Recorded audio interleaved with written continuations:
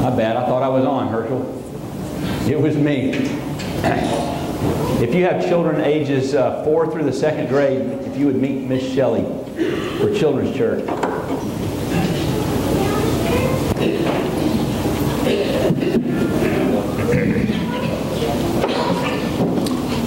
Stop right there a minute. Turn around and look. Does anybody recognize this face? Does that look like O.L. Gilbert?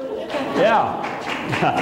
That's O.L. and Dot's girl. Isn't that awesome? Okay, now that I've embarrassed you. I'll bring it back out. Okay, hang on. Are you totally embarrassed? Yeah, it's going to be many more years before she comes back now. I'm not going back there, that lunatic. That was an abrupt stop to worship, but I wanted, listen, I'm wearing so many hats today, and I don't know how it's going to end up. But this is my teaching hat. See, we have to learn. We do. We have to learn to be that raw. For Steve Williams to be the first one to say, I thank God He delivered me from alcoholism. He rescued me from alcoholism. I mean, what's left to hold on to? I mean, that's as raw as it gets, right, Steve? Yeah. How many years ago did He rescue you from that? 23 years ago. Yeah.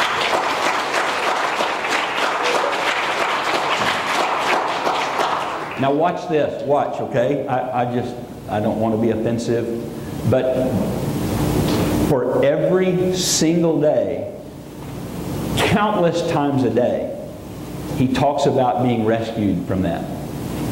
Is that because He's dwelling on what? No, it's celebrating who He is. So what God did in your life 23 years ago, He didn't just do this one-time thing for you to go, okay, thanks. It's like, Steve, I'm just using Steve, he was the first one. Steve's life is a life of thankfulness. Does that make sense? And so we've got to change our entire way of thinking about Jesus, about the church, and about Christianity. It is a life of celebration and a life of living openly. And see, here's what we think. We've been taught this. Now you don't say things like that in church. Where are we going to talk about it? Seriously, we've not said the word sex in church, and guess what? We're in trouble because we haven't. Because they are. It's just, what have we done? So we got to be. Some of the visitors are going, holy cow, let's go. I try every Sunday to be as raw and open before you as I can. Just because that's how I am, and it takes that for us to grow. People that aren't willing to do that will not grow. You will not grow. That's not a prophecy, it's just the truth. For me to grow, I have to be real. It's like when you counsel people. You can't counsel people if they're not telling you the truth. Because only the truth can set you free, and you can't counsel to a lie and all that. So anyway, all right, enough of that. So I knew this day was going to be really neat. Terry and I are in this little 40-day thing that we're doing, and we've been getting up really, really early and meeting each other at this particular place where we pray. And so today I was up extra early because it's Sunday and I can't sleep anyway on Saturday night, and so I was up, and Terry met me in that place at our meeting time, and we had coffee and talked a little, and then got on the floor to pray. And so I prayed, and then as she's praying, and my posture began to change because I needed to be lower and lower and lower. And so we bowed, prostrate before Him today. And Terry's got this song that she wrote, and she had no idea. She hadn't practiced, so it's a little loop. So Herschel, Terry's going to sing with the keyboard, and she has this tendency to be really quiet. So even though the monitor's on and it's going to fake her out, just jack it up so we can hear the words, okay? All right.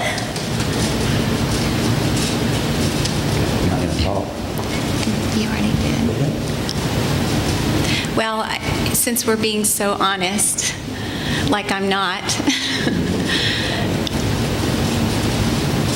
I am afraid, and I don't want to be. Because God is so big, and He's scary big, but His love is not scary. And so I told Bobby, I said, how can you be so scared, be a people person and love people and be so scared of people at the same time? And so this is very hard for me because this is very private. But I'm praying not to be afraid, and so I have to try. So anyway.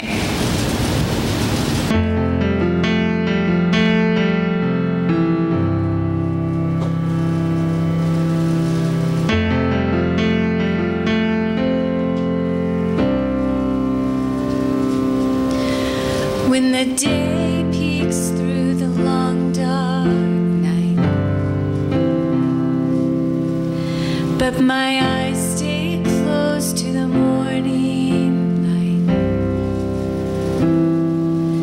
'cause my heart's not ready for the fight, I will bow.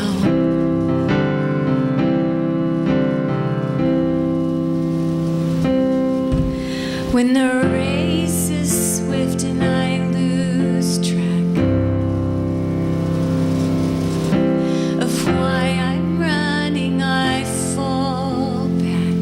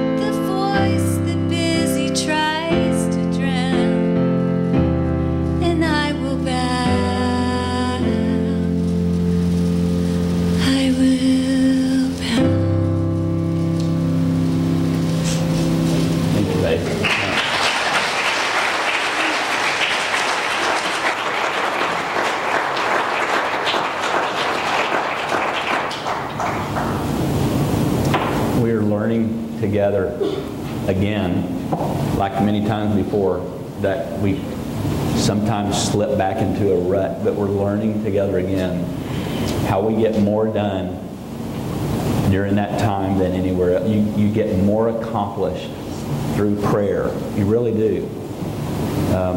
And I want you to know this, but at this place, the church directory sits. You have to know that. I told the people Wednesday night, you have to know, and this isn't, listen, please don't interpret this in a flesh way. This is, you have to know this, that every day at a certain time, early in the morning, you're being prayed for. You have to know that. Live, walk, rejoice in that. Live from that place that not only am I a son or a daughter of the Most High, but I am being prayed for and prayed over today. That's a game changer. It is. So, okay, believe it or not, say bye to Genesis after today. I said that Wednesday, and it had like a standing ovation. It was horrible. I mean, it's like, no, I mean, I've just become friends with Abraham and Isaac and all these. It's just been amazing for me, and it ends a little differently than you would think. It ends with these words, and we'll get to it. I'm kind of getting ahead of myself. It ends with the words, "In a coffin in Egypt." What a way to end a book. Okay, so anyway, for those of you that were at church Wednesday night, you're going to hear a couple of things because I'm going to rehearse. I need to get to where I want to be today. I have to go back over some of that. So, but it was so awesome that maybe it'll be good for us to hear twice. I didn't say I was awesome. Those verses are awesome. Okay, so Genesis chapter 50. All right.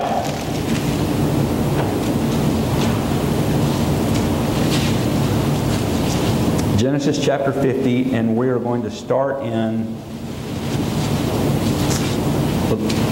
We're going to start in verse 14 in 1 second. Okay, but here's what happened. So Joseph, remember, ends up in Pharaoh's house. There's a famine in the land. The brothers come. Remember, the brothers come to get food because Daddy Jacob sent them. They come, and Joseph reveals himself and all of that stuff, and then Jacob and Benjamin end up coming, and so now the whole family is in Egypt. And Jacob dies. And so they take him back to bury him in this certain cave back home in Canaan. And then the boys come back. And so they're all in this place, all right? So when the brothers, verse 14, after burying his father, Joseph returned to Egypt together with his brothers and all the others who had gone with him to bury his father. And when Joseph's brothers saw that their father was dead, they said, "What if?" What was the song we had? What if? Oh, yeah, it was in I Will Bow, right? When what if? What was the line? Huh? There was a song we sang with what if. Never mind. All right. I know I'm not losing it. Okay. When Joseph's brothers saw that their father was dead, they said, "What if Joseph holds a grudge against us and pays us back for all the wrongs we did to him?" Okay, so they were right in thinking that that Jacob loved Joseph, or that Joseph loved Jacob more than they did, and they knew that they had plenty of reasons for thinking that. But these feared that Jacob's death would be followed by this outbreak of this revenge that had been long. It's like they thought that. The brothers thought that there was this revenge that had been brewing in Joseph all these years. And he had kind of kept it smothered, kind of squashed down. And now that Daddy was dead, it was all just going to explode and all was going to break loose. You get my point. Because they thought that he was like them. And they knew that themselves, they knew that they were capable of nursing this anger and this wrath to keep it alive through all of these years. That whole time, they knew that they were capable of that. And so they thought the same of Joseph. So they lived on through all of the numberless signs of love that Joseph gave to them. Remember when he put grain in their sacks, he put extra in, and he put money on top, and he loaded extra. Even when there was this separation between them, he kept loading them with love and care and benefit and all of these things. I mean, over and over and over, Joseph had demonstrated this incredible love to them. And yet they had responded slowly in believing in that love. Wow. Sounds a little familiar. When over and over and over, the lover of our soul has been lavishing himself and his gifts and his blessing over and his mercy. And we hear about how he rescued and all of that stuff. And he's shown his heart to be so true and real. And yet we're slow to respond. The reason they were slow to respond is the very same reason we are. It's because we're suspicious of his heart. They were suspicious of his heart, and we are suspicious of the heart of God. And my suspicions reveal what's in my heart. Ooh. My suspicions reveal what's going on inside of me. Psalm 50 verse 21 is the one that said, "You thought that I was altogether like you." See, it's hard to believe in a love. When Terry and I first began to just really press in and try to learn what it was to walk in grace. See, because I grew up and please, you will never hear me bash my past. I do not bash, I bless my past. Because it was that brought me to where I am. So you're not hearing me bash, all right? But I was raised in this kind of an atmosphere. My dad was a deacon. My mom was the church piano player. We were at Sunday school, church, RAs, GAs, WMU, prayer meeting, everything imaginable. We were at all of that. And somehow what was communicated to me was, you got to be good and you got to do stuff and you got to live right and you got to earn. Check your boxes on your... I mean, even the envelope said to me, I got to check my stuff. And so check. Oh, I didn't get to check that. Oh, God, forgive me, I didn't get the check. I mean, it was this concept of God that he was at a distance the whole time. And they never said that per se in my church. But somehow I got that. It was work, do, duty, live out of duty, responsibility, all these things. Be good, don't think that. You can't drink, you can't smoke, you can't cuss. It was don't, rules, all of this stuff. And life was nowhere to be found. And I was dying. I accepted Jesus as an 8-year-old boy in the front seat of a 1961 Dodge Dart. It was tan. It had the gears were push buttons on the dash. And it was in the driveway at 627 North Cedar Street in Kermit, Texas on a Saturday morning when a gray-headed man named Hal Upchurch showed up at my house and asked my mom, "Could Bobby talk to me?" "Oh yeah, please." No. And so my mom said, "Yeah." And so I sat in the front seat of this car, and this sweet, sweet man who's gone to be with the Lord now named Hal Upchurch led me to Jesus.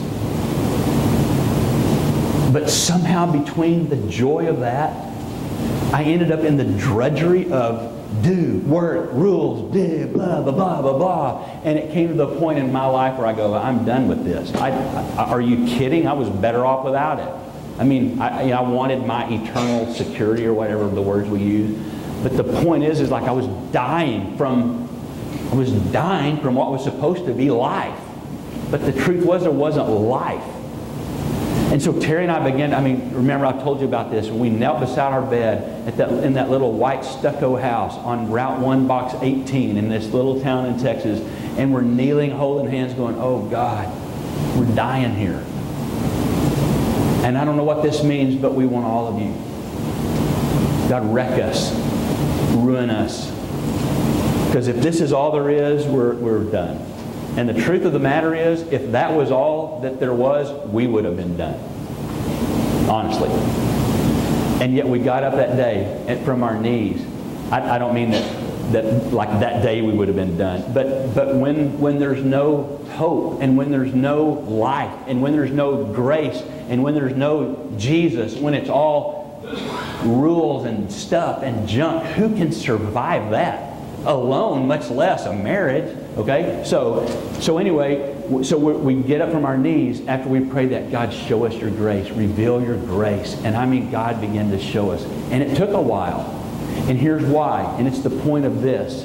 It's the point of these brothers. Because it was so hard to conceive this idea that God loved me in a way, and that I could believe in a love that doesn't care, doesn't have the faintest trace of desire for revenge. See, because I'd been taught God's always out to get me, and I lived my life like this.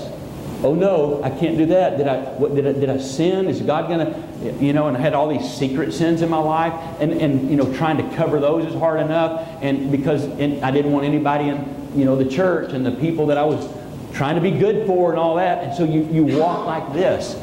And so when all of a sudden you're introduced to this grace and love that goes, whoa, wait a minute.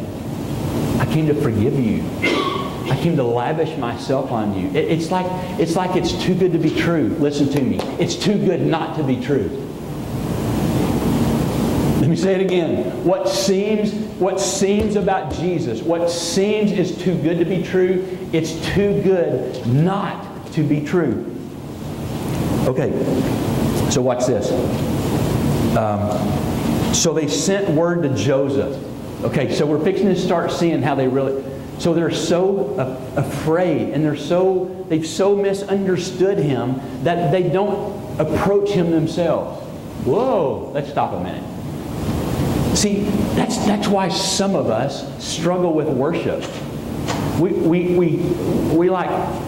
want to send somebody in our place. It's like I don't really understand or love him or whatever. See, worship is coming there myself.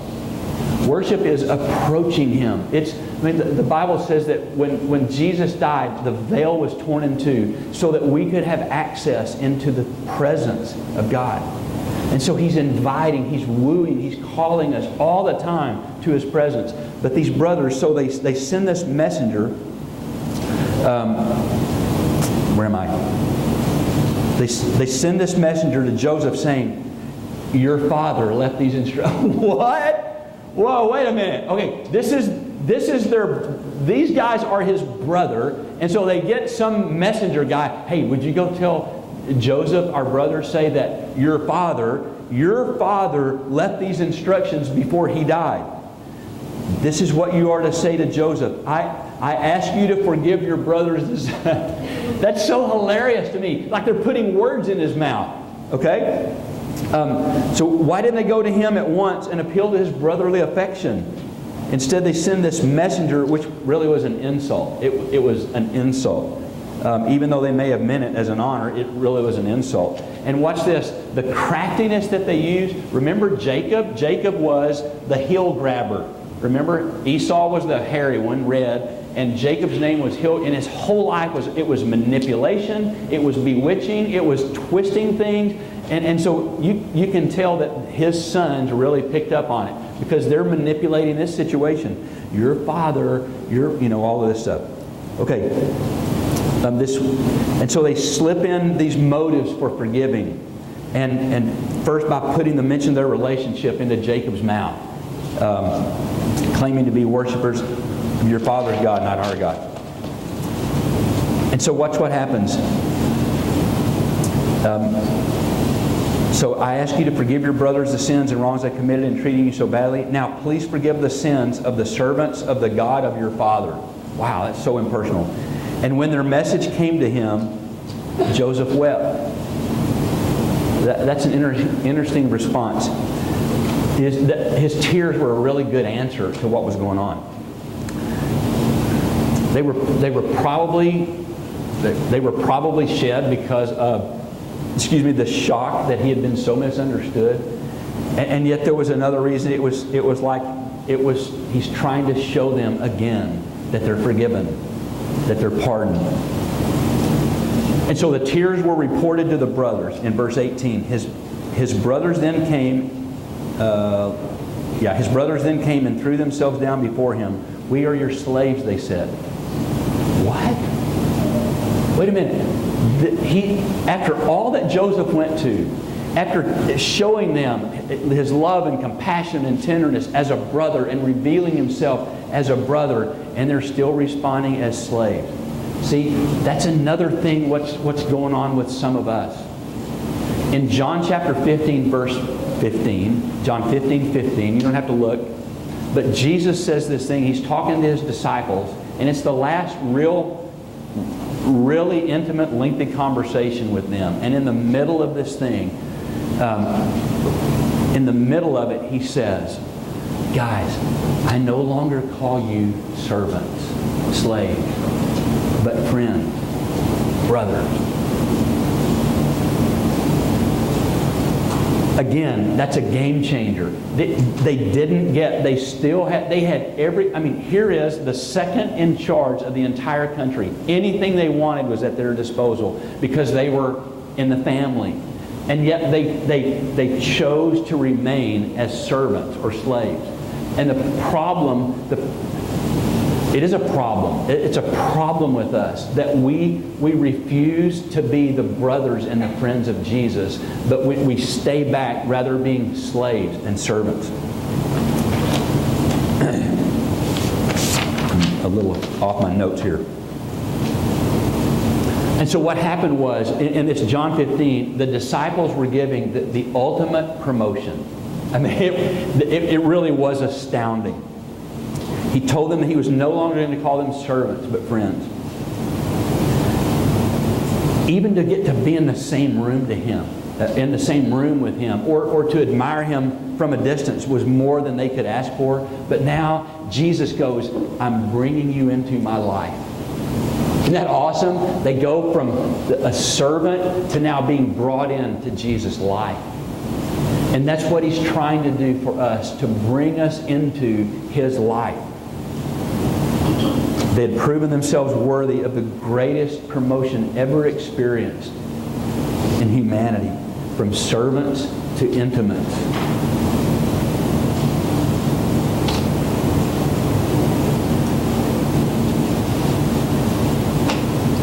So because of this promotion, they moved from this place of task. That's what I was describing a minute ago. I got to do this, and I have to do this, and you have to jump through the right hoops, and that's what servants do, but that's not what brothers do. Servants have to keep trying to measure up. See, servants, watch this. Servants work for favor. Brothers work from favor. I mean, that sentence is just astounding.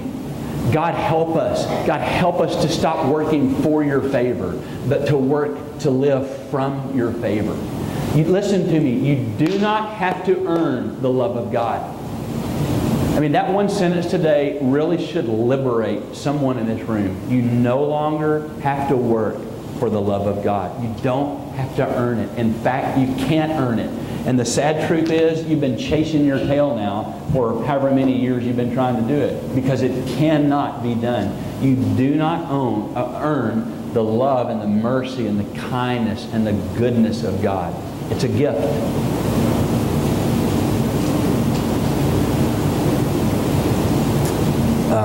And so when he gave him this promotion, he kind of describes the difference in these two positions.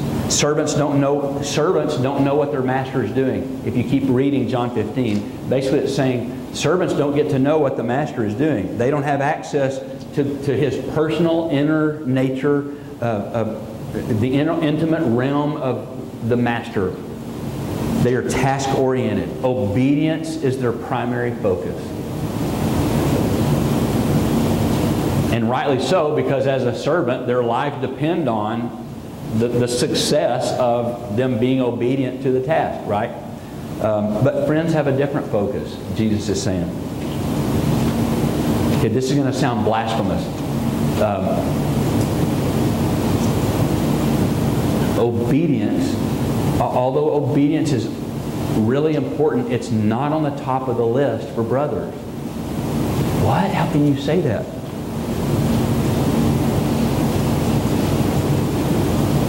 in that same chapter, John 15:14, he says, you are my friends if you do whatever I command you.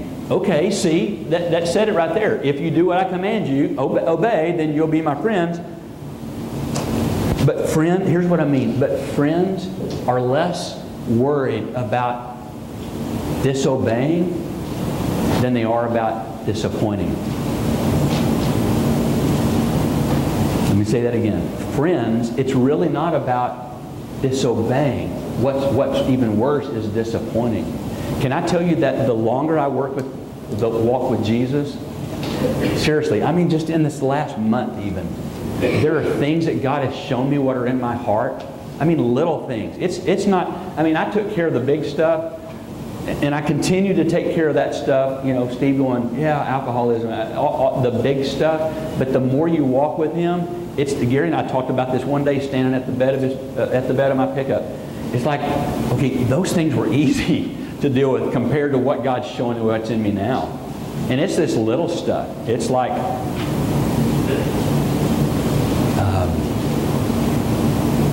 Bobby, you manipulated that. I'm just that's one of the things. Some go, well, what's wrong with that? No. When how do I say this? I'm backing myself in a corner. The longer you walk with Jesus, the smaller that little sin that you nurse, that like He's bringing it to light. And now all of a sudden, it's not about that I disobeyed; it's that I disappointed. Shake your head if you understand that, and I'll move on. Okay, thank you. Thanks. All right, please go on. But I want you to hear that it's as servants, it's about disobeying. But really, for intimates, it's God, I do not want to disappoint you. It crushes me that I've crushed you. I mean, even the little things. I know my sin crushed Jesus on the cross. Isaiah prophesied He was crushed for us. And I know it was my sin that did that. But even now, these tiny things that I harbor that don't resemble Jesus, it crushes the heart of God. See, that's another difference. I promise I'm going to leave this and I'll get on with it. That's another difference in servants and friends. As servants, you go, okay, but I already took care of that. Really? Okay, I did that. I took care of that job. But a friend, a brother, is always listening, always paying attention, the tiniest little details. And I'm listening. God, what are you showing me? Speak to me. Okay, all right. I got off track. So the disciples' focus in John shifted from the commandments to His presence. Not like gifts, but His being there. Like Gary prayed this morning, God, we want your presence. That's what Terry and I were praying on our faces this morning. God, your presence. So they moved from commandments to presence. They moved from assignment to relationship. They moved from what I can do for Him to how my choices affect Him.